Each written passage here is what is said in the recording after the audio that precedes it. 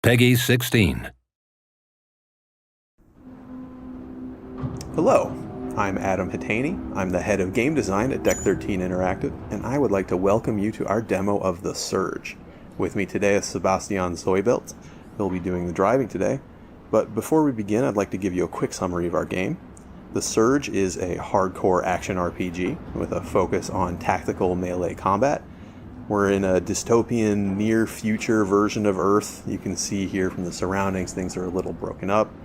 In our game, global warming and ecological problems have advanced to crisis levels in the world. Likewise, the global economy is in shambles, so regular men and women are in a lot of trouble.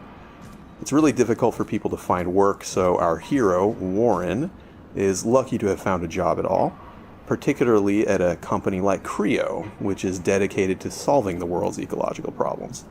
So his first day on the job, he's getting his exo rig applied. You can see here attached to his body and some of our other materials. But something goes very wrong with this process. He loses consciousness and wakes up here. So let's get going. Okay, so this is an operations center. Functions a bit like a hub for us. You can do some crafting here. You can use your tech scrap to level up your exo rig, but we're not going to do that yet. We're going to head right into the action. This is one of our new coworkers. He's not in very good shape, as we can see. He's a little aggressive. I think we're going to need to defend ourselves. Now, melee combat in the Surge is stamina based. That means that while you're in combat, you're going to need to manage your stamina resource, or you might find yourself unable to complete a combo that you want to finish, or unable to dodge away from a counterattack. It's just something you need to pay attention to while you fight. And in the Surge, attacks are not light or heavy attacks, but rather horizontal and vertical attacks. And that's because the swing direction of your attacks actually matters. In the Surge, you can see here, you can target specific body parts. So directing attacks towards unarmored or vulnerable areas deals increased damage. It's more likely to stagger your opponent. So it really pays to observe your enemies, pick out their weak points when you're going in for the kill there. Another thing that we really like to emphasize is that it's really good and beneficial for you to scan your environment, to look around for enemies and loot. Exploration is really important to us. So looking around, we see this guy in the dark banging his head. Now, he's different from the other enemies we fought so far in that he has a helmet, which is something that maybe we want to take home with us, make it ours. So that brings me to the other aspect of body part targeting, which is that if you target a body part and deal enough damage, you will then be able to use combat energy like this to execute a finishing sequence. It's mean. So you chop off that body part and you loot it, and then we can take that back to the operations center where we can use our new blueprint to craft that helmet for our very own selves.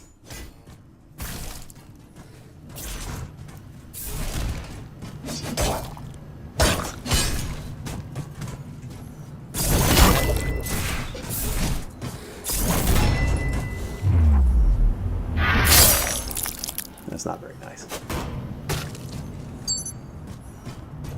So moving further into the area here, you can see that we don't have just humanoid enemies.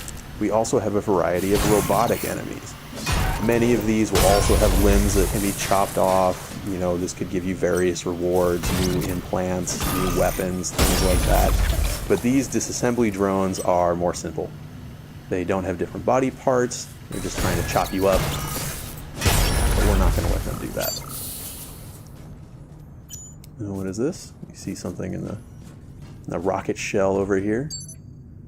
Okay, this is also a new blueprint. So when we return to operations, we'll be able to craft the security staff as well. Looks like we're not able to go through that door yet, but there is an overcharge station nearby. So overcharging allows you to channel the core power of your exo rig to overload some circuits. Sometimes that'll open doors, sometimes that will add power to places that had no power. And sometimes it will allow you to be jumped by a giant robot dog. You can see here the robot dog is a little bit of a mini boss for the purposes of this demo. It's much more aggressive than the other enemies we fought. deals a lot more damage, but as you can see, it also has a weakness. If we punch it right in its robot eye when it's leaping at us, we can actually interrupt it and then score a follow-up attack of our own.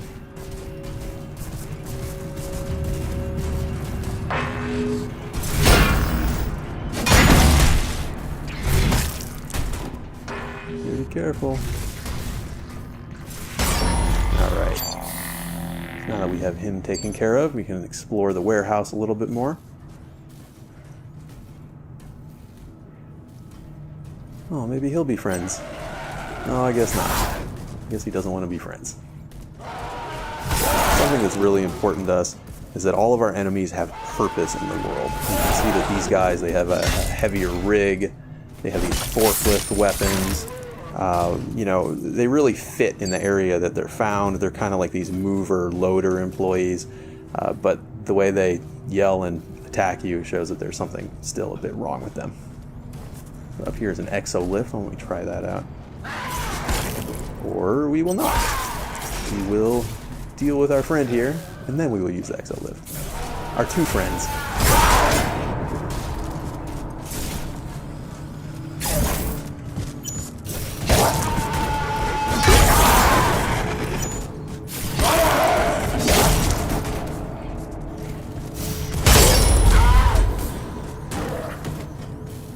Alright, well done. 2 for 1. Okay, so an exolift, it's the way that Warren can reach different vertical areas, can go higher or lower. It functions very much like a ladder, but we think it's cooler. Now here's another overcharge station. The difference is that this one is higher level. Now, like I mentioned before, exploration is a major element of the game for us, and you'll have a lot of reasons to explore the world of the Surge. We see our levels as being pretty Metroidvanian in nature. They're really interconnected, and you'll find a lot of areas that you're not able to access until later in the game, until you have more power or different capabilities. So when you find something that you're not able to open yet, it's really a good reason to backtrack later to fully explore. A lot of times you'll find other encounters or rare loot. But now that we've turned on the power to the warehouse here, we're able to go through this door that we've just opened, which seems to open up a shortcut back to the operations. So that's a pretty good opportunity for us to craft some new gear with all these blueprints that we've gathered.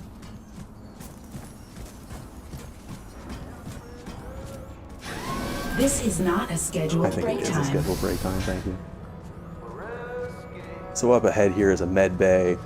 This is what allows you to use your tech scrap to power up your exo rig. It heals you, of course.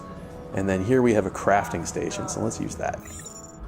Okay, so we see the blueprints that we've acquired so far. We see the helmet, we see the staff. Let's go ahead and make these things. Make a staff, make the loader weapons. And this is really the core gear loop for the game. You know, you cut off pieces from your enemies, you learn the blueprints, and then you use those to craft new equipment for yourself. So let's go ahead and try on some of these things that we've crafted. Security staff, loader weapons, sweet new helmet that we got before, and we also have this armor piece. Now, this particular piece of chest armor will illuminate in the darkness. It casts these bright lights. It helps you to see, helps you to find enemies and find loot. You know, other armors will, you know, do things like protect you from environmental hazards. So it's really important for you to experiment with different pieces of equipment, see what sort of special effects they give, so that you know how to approach all the challenges of the world in the most effective way. So like I said, we can use tech scrap at the med bay to level up our core power. Looks like right now, yeah, we don't have enough to get a full level up yet, but that's okay because now we've banked that tech scrap so we don't lose it when we die. And then we also have the implants, which I mentioned before. So implants can have passive benefits. They can also be active injectables like Sebastian has been using to recover his health when he's low. But all implants use different amounts of core power. So as you play the game, you really have to sort of balance the core power requirements and your total core power against the you know, your personal gameplay style and the sort of effects that you think are most important. Alright, so why don't we head out and try some of these new toys that we've made. Be careful out there. Okay, so this is the way we like to do cutscenes in the Surge. We don't like to take control of your camera, you make the cutscenes all part of the movie. What that means is that whether you watch them or not, they're always just going to occur around you, and whether you pay attention or not, it's really up to you. Sometimes we'll offer a context camera so you can have a more cinematic view, but it's never required. It's always your choice. And all of our different weapons, they have different move sets, different feels altogether, different finishing sequences. Pretty brutal. So as you get new weapons in the Surge, you'll really want to test them out, see which one feels the best to you, which one is most effective in your own hands. It's really your choice.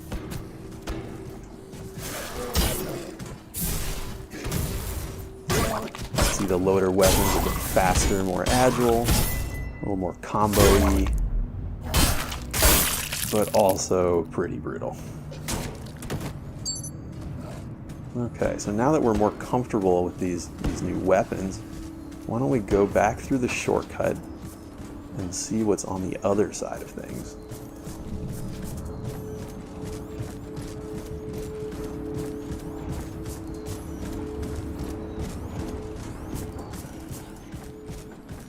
This is super dangerous. Reboot in progress. Okay, yeah, so I was talking before about the context camera. This is what lets you have a more cinematic view as this angry boss robot gets up out of the rubble. You can watch it if you want. You can also prepare for the boss fight. That's totally fine. You can see he wanted to shoot you with the railgun. Fortunately for him, it has malfunctioned, so he's going to have to use a little bit more of a personal touch.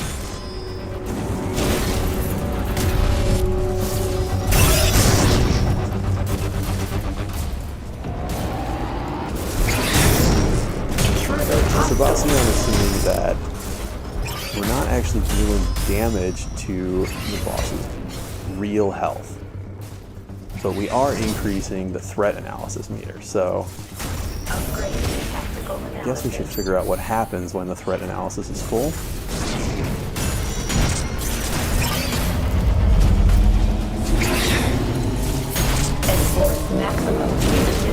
Punitive measures, huh? Rehabilitation implemented. Well, of course. Rockets. Not very nice. That's what I do when I feel threat. But we still haven't dealt any damage to its real health bar. So maybe, if we're careful, use those rockets against it somehow. Oh, it's pretty close.